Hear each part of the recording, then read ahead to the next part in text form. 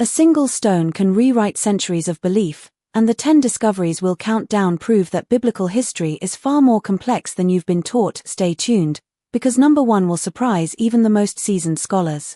Unearthed in northern Israel in 1993, the Tel Dan Stele bears a fragmentary Aramaic inscription that explicitly mentions the House of David, the first extra-biblical reference to King David's dynasty. Scholars interpret the text as a triumphal record of a neighboring king boasting of victories over Israel and Judah, which aligns with the biblical narrative of a Davidic line but also raises questions about the political realities of the era. The Stele's discovery supports the notion that a historical David existed, yet the limited context fuels debate over the extent of his kingdom. This find challenges earlier skepticism that David was purely mythic, prompting re-examination of early Judean statehood.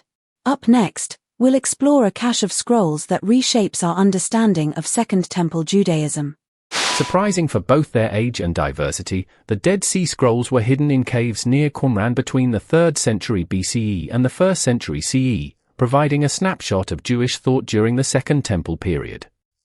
Containing copies of every book of the Hebrew Bible except Esther, alongside sectarian writings, these manuscripts reveal variations in biblical text that differ from the Masoretic tradition. Some scholars argue the scrolls reflect a distinct community, possibly the Essenes, whose practices diverged from mainstream Judaism, while others see them as a broader representation of contemporary beliefs. The scrolls also include the enigmatic War Scroll, detailing an apocalyptic battle, and the Community Rule, outlining communal regulations. Their existence suggests that early Judaism was far more pluralistic than previously assumed, prompting revisions of how we view the formation of the biblical canon. Next, a stone slab linked to Pontius Pilate will further test long-held assumptions. Archaeologists uncovered the Pilate Stone in 1961 during a dig at the archaeological site of Caesarea Maritima, the ancient capital of Roman Judea. The limestone block bears a dedication reading, Pontius Pilate, Prefect of Judea, providing the only contemporary, non-biblical attestation of the Roman governor who, according to the Gospels, sentenced Jesus to crucifixion.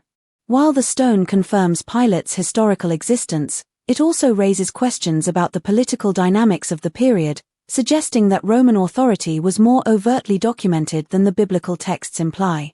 Some researchers contend that the stone's context indicates Pilate's involvement in public works rather than judicial matters, potentially reshaping interpretations of his role in the narrative.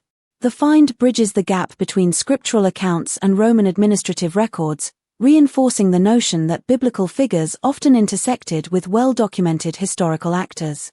Coming up, we'll examine a mysterious inscription from Nazareth that could alter our view of Jesus' hometown. Hidden beneath a courtyard in Nazareth, a marble slab discovered in 1878 bears a Greek inscription warning against disturbing graves, a decree some scholars link to early Christian controversies. The text, dated by paleographers to the early 1st century CE, reads that anyone who moves a tomb shall be punished by the gods. Proponents argue that the decree may have been issued in response to rumors of Jesus' resurrection, indicating that early followers were already confronting accusations of tomb tampering. Others caution that the inscription could reference a generic local law unrelated to Christianity, noting the absence of explicit names. Regardless, its presence in Nazareth, traditionally considered a modest village, suggests a level of civic organization and legal concern that contrasts with the gospel portrayal of an obscure, low-profile town. This artifact nudges us to reconsider the social environment of Jesus' early ministry. Up next, we'll delve into an ossuary that may belong to a high-ranking priest. Remarkably, an ornate limestone ossuary unearthed in a Jerusalem burial cave in 1990 bears the inscription Yaakov son of Caiaphas, aligning with the name of the high priest who, according to the New Testament, presided over Jesus' trial. The box's craftsmanship, featuring a decorative rosette, indicates a burial of considerable status, consistent with a priestly family. While the inscription's authenticity has been debated, many experts accept its genuineness based on patina analysis and comparative epigraphy. If authentic, the ossuary provides material culture corroboration of a figure central to both Jewish and Christian narratives, suggesting that the high priest's family enjoyed the wealth to afford such a burial. Some caution that the name Caiaphas was not unique, and the ossuary could belong to a different individual sharing the name. Nonetheless, the find fuels discussion about the interplay of historical records and religious texts. Next, we travel underground to a tunnel that demonstrates ancient engineering prowess. Unexpectedly, the Siloam Tunnel, also known as Hezekiah's Tunnel, was carved through solid rock in Jerusalem during the late 8th century BCE, as described in 2 Kings 20 verse 20. Measuring roughly 533 meters, the tunnel was engineered by two teams starting at opposite ends, meeting precisely in the middle, a feat that suggests advanced knowledge of geometry and hydrology. Radiocarbon dating of organic material within the tunnel aligns with the reign of King Hezekiah, corroborating the biblical account of Jerusalem's water supply being fortified against Assyrian siege. Some scholars argue the tunnel may have been a later construction retrofitted to older walls, but the majority consensus supports its 8th century origin. This discovery underscores the possibility that biblical descriptions of large-scale public works can reflect genuine historical projects, challenging the view that such accounts are purely symbolic. Coming up, we'll examine a stele that mentions Israel as a people rather than a kingdom. Evidence from the Merneptah Stele, erected by the Egyptian pharaoh Merneptah around 1208 BCE, contains the earliest known non-biblical mention of Israel, referring to Israel is laid waste, its seed is no more. The hieroglyphic text celebrates Egypt's victory over several Canaanite entities, with Israel listed among them as a distinct group. Scholars interpret this as confirming that a people called Israel existed in the central highlands of Canaan during the Late Bronze Age, aligning loosely with the biblical timeline of the Exodus and settlement. However, the stele offers no detail about a kingdom or monarch, suggesting a tribal rather than state entity. This nuance fuels ongoing debate about the historicity of the united monarchy described in the Bible.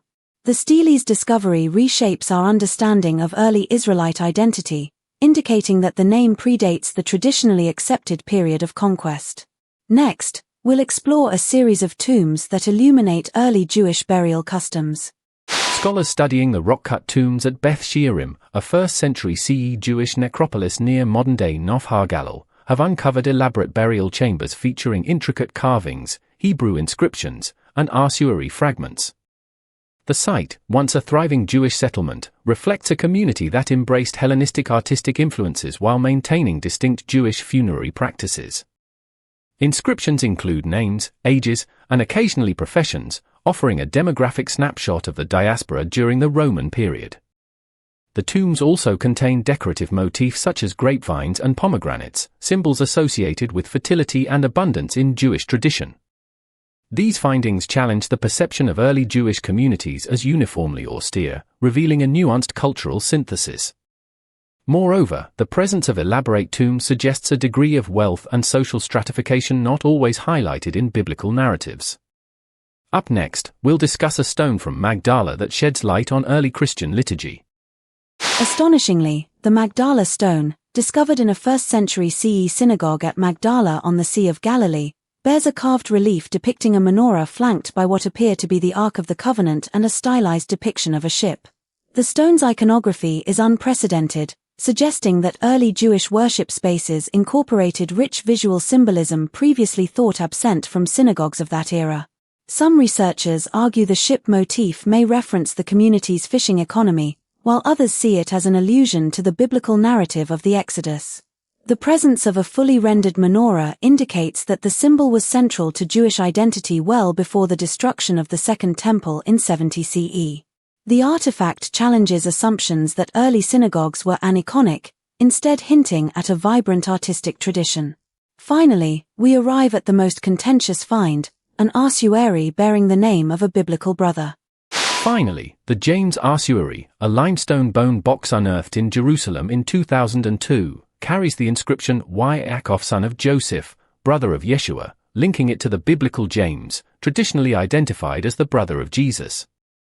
The artifact's provenance sparked intense scholarly debate, with some experts affirming the patina and epigraphic style as consistent with 1st century practices, while others question the authenticity of the inscription, citing potential modern alteration.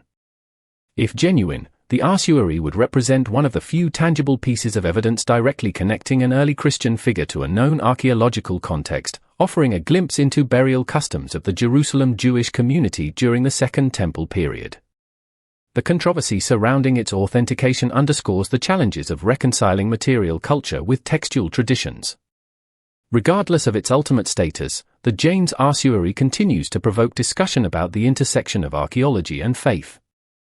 We've traveled from the modest Tel Dan Stele to the contentious James Ossuary, each piece reminding us that the ancient world still holds mysteries that can upend familiar narratives. If you enjoyed this journey through evidence that challenges tradition, hit the like button and consider subscribing so you won't miss the next mind-blowing list we release each week. Which artifact altered your perspective the most? Share your thoughts in the comments below, and let's keep the conversation going. Thanks for watching, and see you in the next video.